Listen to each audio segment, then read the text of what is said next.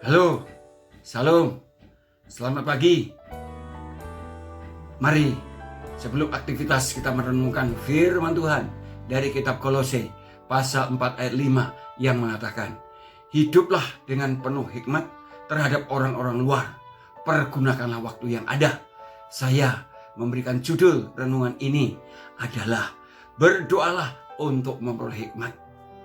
Hikmat itu dalam bahasa Ibraninya memiliki arti sangat berhati-hati, atau bertindak bijaksana, atau menjadi ahli. Sedang dalam bahasa Yunani memiliki arti yaitu memiliki ketajaman untuk membedakan dan juga untuk mempertimbangkan.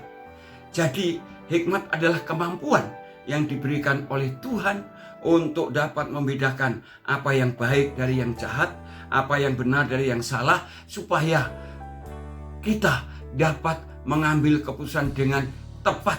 Oleh karena mempunyai hikmat itu, mengambil keputusan sesuai dengan kehendak Tuhan.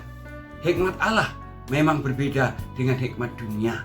Hikmat dunia itu diperoleh melalui belajar banyak buku, belajar banyak majalah, membaca banyak koran, membaca banyak majalah, dan juga internet. Sedang hikmat Allah diperoleh dengan takut akan Allah. Itulah sebabnya Alkitab mengatakan takut akan Allah adalah permulaan hikmat. Amsal pasal yang 9 dan 10. Hikmat juga diperoleh dengan cara melakukan perintah Tuhan. Sebab perintah Tuhan itu sempurna, menyegarkan jiwa. Peraturan Tuhan itu teguh, memberikan hikmat kepada orang yang tidak berpengalaman. Mazmur 19 ayat yang ke-8. Dan yang ketiga, hikmat itu dapat diperoleh melalui doa. Seperti ajaran Yakobus di dalam Yakobus pasal 1 ayat yang ke-5 mengatakan, tetapi apabila di antara kamu ada yang kekurangan hikmat, hendaklah ia memintanya kepada Allah yang memberikan kepada semua orang dengan murah hati. Dengan melalui berdoa kita memperoleh hikmat. Seperti Raja Salomo memperoleh hikmat karena dia berdoa dengan sungguh-sungguh, dan Tuhan memberikan hikmat yang luar biasa yang terkenal sampai hari ini.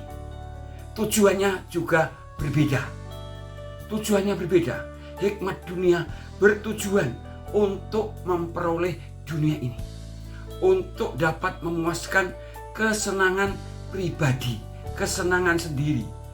Bahkan hikmat dunia ini ada kalanya untuk melawan Allah yang Maha Kudus. Berbeda dengan hikmat Allah, tujuannya untuk memuliakan Allah, tujuannya untuk meninggikan Tuhan. Mengapa Paulus meminta supaya orang-orang Kristen memiliki hikmat? Bahkan dikatakan hiduplah dengan penuh hikmat dengan orang luar. Karena dengan hikmat, dengan hidup yang penuh hikmat, bergaul dengan orang luar, memungkinkan juga dapat menjadi saksi yang baik sebagai orang Kristen. Bahkan bisa juga menarik orang menjadi percaya kepada Tuhan Yesus Kristus, sehingga surga bersukacita, sehingga Allah dipermuliakan. Dan juga Paulus menghimbau supaya kita juga menjadi orang yang mempergunakan waktu yang baik, waktu untuk bekerja, waktu untuk usaha, waktu untuk bergaul dengan orang yang belum percaya Yesus, waktu dengan keluarga, waktu untuk bersekutu dengan Tuhan harus dimanage dengan baik, supaya kita sungguh-sungguh memperoleh hikmat Allah, supaya hidup kita penuh dengan hikmat Allah. Dan oleh karena hidup kita penuh dengan hikmat Allah, maka kita dapat memanage waktu itu dengan baik, dan Tuhan dimuliakan.